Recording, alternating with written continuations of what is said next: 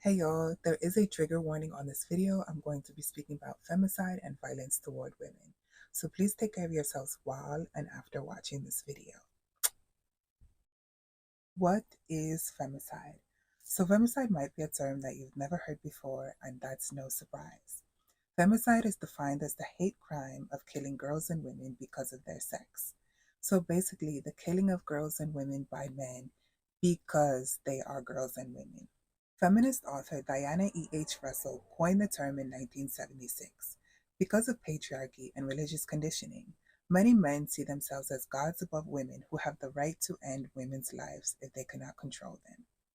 Many countries do not recognize femicide as a real issue and therefore do not report femicide numbers, so the true scale is likely much, much higher than the numbers that we can find. Sadly, Indigenous and Black women are at highest risk of being killed by male partners or relatives. In 2021, a Black woman was murdered by an intimate partner or family member every 4.8 hours, and usually with a gun.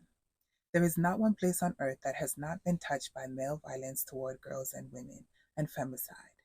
In 2022, it was reported that around 48,800 girls and women were killed by intimate partners or male relatives, making the most dangerous place for girls and women the inside of their own homes.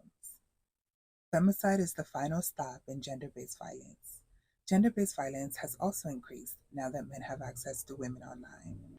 Globally, an estimated 736 million women have been subjected to physical or sexual violence because of their sex. These acts of violence include battery, abuse, marital rape, street harassment, sexual assault, human trafficking, female genital mutilation, forced marriage, child sexual abuse, revenge porn, online harassment, stalking, and child marriage, among many more. Suicide has been increasing globally for the past few years, with the pandemic exacerbating violent male attitudes toward women. Red pill, anyone? Many boys and men across the world spent their time on lockdown listening to podcast bros who openly encourage violence toward women and who actively encourage male viewers to go for girls as young as possible in order to have power and control over them. Is there any surprise that the femicide numbers are rising? When you watch the news and you see a story of a man killing the mother of his unborn child because he wanted her to have an abortion, that is femicide. When you see a story of a man who murders his ex girlfriend in cold blood because she wouldn't take him back, that's femicide. When you read a story about a son who beats his mother to death because she wouldn't buy him an Xbox, that's femicide. When a family kills a daughter because she wants to pursue education or a different lifestyle, that too is femicide.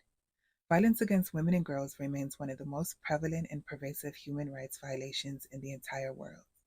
Maybe one day, girls and women can live without the fear of violence toward us based on our sex or based on the male desire to possess and control us. But until then, remember that if you are a woman, the person most likely to end your life probably lays in bed next to you or shares the same household. Thank y'all for watching.